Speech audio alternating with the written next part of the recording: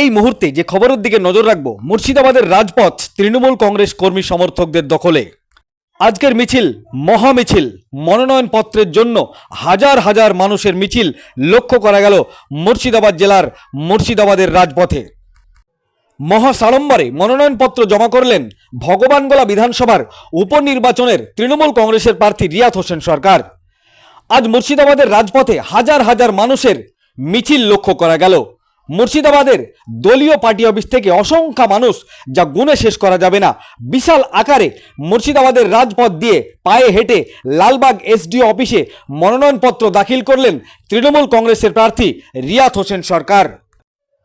প্রার্থী রিয়াত হোসেন সরকারের সঙ্গে রাস্তায় মিছিলে হাঁটতে দেখা গেল সাওনি সিংহ রায়, জেলা সভাপতি অপূর্ব সরকার, বিধায়ক সৌমিক হাসান, মুর্শিদাবাদ জেলার সোশ্যাল মিডিয়ার অ্যাডমিন সভাপতি মোহাম্মদ মুক্তার হাসান, ভগবানগোলা 2 নম্বর ব্লকের পঞ্চায়েত সমিতির সহকারী সভাপতি মিজানুর রহমান, তৃণমূল কংগ্রেসের নেতা শহীদুল ইসলাম মাসাদুল খান থেকে শুরু করে তৃণমূল কংগ্রেসের অনেক নেতা নেত্রীদের পাশাপাশি প্রায় 9 থেকে 10 হাজার মানুষের ঢল নামল মুর্শিদাবাদের রাজপথে। এক সময় এই মুর্শিদাবাদ ছিল বাংলা, বিহার, ওড়িশা, বাংলাদেশ, আসামের রাজধানী মুর্শিদাবাদ। সেই মুর্শিদাবাদের রাজপথে তৃণমূল কর্মী সমর্থকদের আজকে বিশাল মহা মিছিল অনুষ্ঠিত হলো মনোনয়নপত্রকে ঘিরে। নমিনেশনের পর তিনারা সংবাদ মাধ্যমকে কি বলেছেন বিস্তারিত শোনাবো আপনাদের। এই ভিডিওটি যারা দেখছেন চ্যানেলটি লাইক করবেন, শেয়ার করবেন আর সাবস্ক্রাইব করবেন। আই লাভ মাই ইন্ডিয়া, মেরা ভারত মহান। বলার করে নতুন কিছু নেই, মানুষ সঙ্গে আছে। আজকে আপনারা দেখলেন লাইভ, এখানে দেখলেন যে টেলিকাস্ট, অগন্তি মোটরসাইকেল, অগন্তি বাস, অগন্তি টাটা সুমো, অগন্তি মানুষের ঢল, মানুষের জনপ্লাবন এখানে দেখলেন। আজকে মোটামুটি এটা বলতে পারেন গোটা লালবাগে আজকে ভগবানগোলা বিধানসভা উপনির্বাচনে বিজয় উৎসব হয়ে গেল। আপনাদের নমিনেশন পর্ব শেষ হলো, দেখলাম মুর্শিদাবাদের রাজপথে হাজার হাজার মানুষের উপচে পড়া ভিড়। কি বলবেন, কি পরিকল্পনা আপনাদের? দেখুন, একসময় আমাদের মুর্শিদাবাদ ছিল বাংলা, বিহার, উড়িষ্যার রাজধানী। তো সেইখান থেকে আমি অনুভব করছি আজকে যে আমাদের এমএলএ সাহেব রিয়াত হোসেন সরকার নমিনেশন ফাইল করলেন। তো এত লোক আমি আমার লাইফে দেখিনি।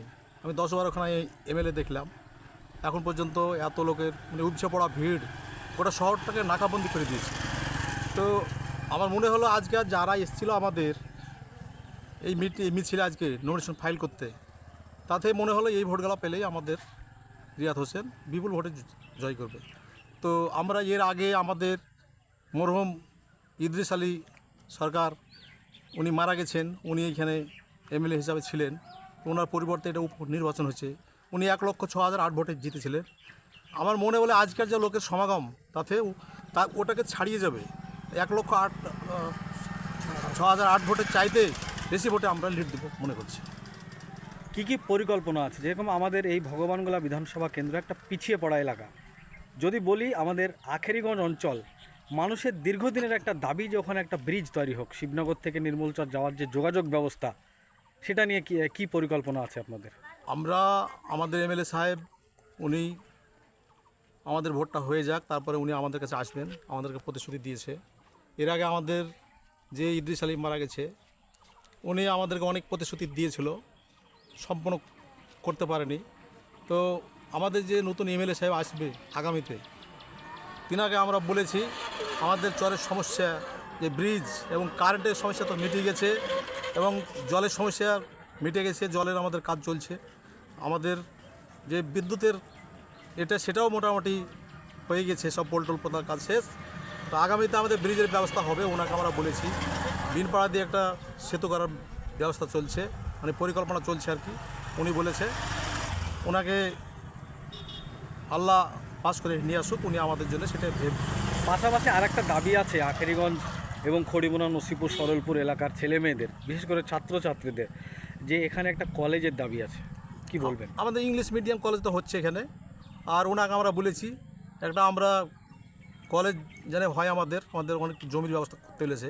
আমরা জমির একটু বিএলও সাহেবের কাছে গিয়েছিলাম, জমির ব্যবস্থা আমাদের যদি হয়ে যায়, কোনো খাস ল্যান্ড থাকে, তো উনি কলেজের ব্যবস্থা করে দেবেন। ধন্যবাদ। আপনার নাম এবং পরিচয়? আমি প্রাক্তন অঞ্চল সভাপতি শহীদুল ইসলাম, আখরিগঞ্জ।